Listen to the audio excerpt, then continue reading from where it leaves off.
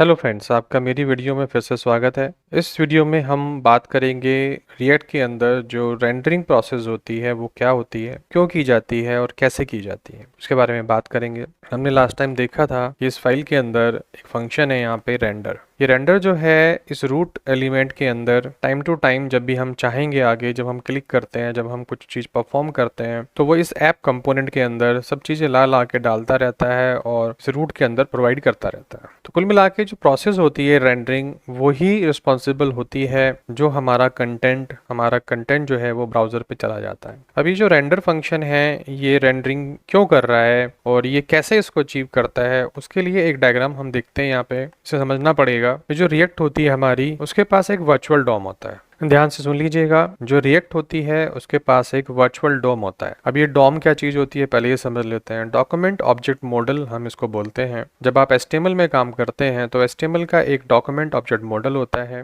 जिसमें आप फॉर्म पढ़ते हैं, फॉर्म के अंदर कुछ कंपोनेंट्स होते हैं। तो ऐसे ही कंपोनेंट्स जो हैं हमारे पास रिएक्ट के अंदर भी होते हैं। तो वही चीज हम जब जावास्क्रिप्ट में जाते हैं तो वहाँ पे विंडो नाम का एक ऑब्जेक्ट होता है, फिर डॉक्यूमेंट नाम का ऑब्जेक्ट होता है और उसके फंक्शन होते हैं गेट एलिमेंट बाय आईडी, और उसके अंदर बटन्स होते हैं, उसके अंदर फॉर्म नाम का हमारे पास कंपोनेंट होते हैं या ऑब्जेक्ट होते हैं। तो वो सारा जो एक स्ट्रक्चर होता है जिसमें रूट विंडो होता है और नीचे सब उसके सब कंपोनेंट्स और सब ऑब्जेक्ट्स होते हैं। ऐसे ही रिएक्ट के अंदर कुछ प्रीडिफाइंड कंपोनेंट्स होते हैं, कुछ हम बनाते हैं अपने लिए। तो वो सारी चीजें मिलके एक डॉम बनाती हैं, डॉक्यूमेंट ऑब्जेक्ट मॉडल। और ये जो डॉक्यूमेंट ऑब्जेक्ट मॉडल होता है रिएक्ट का, ये जो हमारा ब्राउजर समझता है, ब्राउजर क्या समझता है, जावास्क्रिप्ट का जो HTML का जो डॉम होता है उसको समझता है। तो रिएक्ट का जो डॉक्यूमेंट ऑब्जेक्ट मॉडल होता है इसको नहीं समझता है। तो रिएक्ट क्या करती है, रिएक्ट पहले जो हम कोड लिखते हैं वो रिएक्ट के डॉम में लिखते हैं जिसको वो वर्चुअल डॉम बोलता है। तो जैसे हमने यहाँ पे अभी कोड लिखा, ये जो हमने ऐप डायरेक्टरी बनाई, ये जो हमने मेन बनाया, ये जो सारी चीजें हम कर रहे हैं,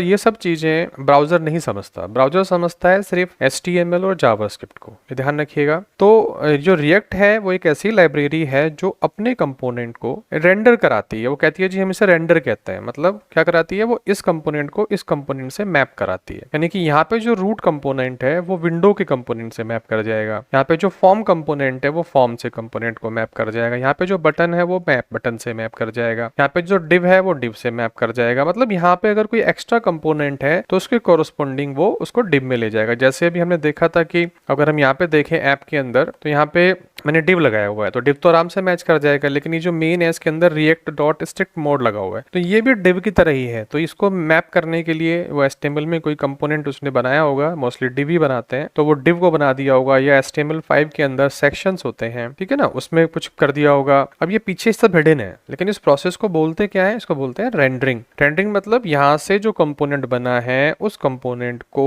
ओरिजिनल कंपोनेंट के साथ मैप करके डेटा को ब्राउजर पे डिस्प्ले करने की जो प्रोसेस होती है उसको हम रेंडरिंग बोलते हैं। और ये प्रोसेस टाइम टू टाइम चलती रहती है, ये बंद नहीं होती है, क्योंकि रिएक्ट में जो भी कुछ काम आपने किया है वो रेंडर होता रहता है, ब्राउजर पर डिस्प्ले होता रहता है। तो इस ध्यान से देखिएगा, ये सब चीजें रेंडरिंग प्रोसेस के अंदर आती है। अब जो हम फ्रेमवर्क यूज कर रहे हैं वाइट, तो वाइट कहता है कि भाई मैं HMR यूज करता हूँ। HMR का मतलब होता है होस्ट मॉड्यूल रिप्लेसमेंट, ठीक है जी। HMR का मतलब होता है होस्ट मॉड्यूल रिप्लेसमेंट। क्या करता है, यहाँ के कंपोनेंट को यहाँ से डायरेक्ट वो मॉडिफाई कर देगा, अपडेट कर देगा। यहाँ के कंपोनेंट को यहाँ से डायरेक्ट वो अपडेट कर देगा। यहाँ जैसे सपोज करो इन दोनों में कुछ चेंजेस हैं तो इन दोनों चेंजेस को यहाँ पे डायरेक्टली कर देगा। बाकी किसी कंपोनेंट के अंदर कोई भी चेंजेस नहीं आएंगे, वो रिफ्रेश भी नहीं होंगे। ये काम होता है वाइट का। इससे पहले जो हम यूज करते थे क्रिएट रिएक्ट ऐप, वो क्या करता था, सपोज करो यहाँ पे कोई चेंज है, यहाँ पे कोई चेंज है, तो जब उस चेंज को हम यहाँ पे करते थे तो वो नीचे के कंपोनेंट को भी रिफ्रेश करता था। सपोज करो मुझे चेंज यहाँ रूट में करना है, तो जैसे वो रूट को यहाँ से मैप करता तो सारे कंपोनेंट को फिर से रीरेंडर करता था। तो उससे कुछ प्रॉब्लम आती थी, उससे बार बार रेंडरिंग प्रोसेस होती थी। तो उसके लिए हमें यूज कॉलबैक और हमें यूज मेमो वगैरह टाइप के फंक्शंस या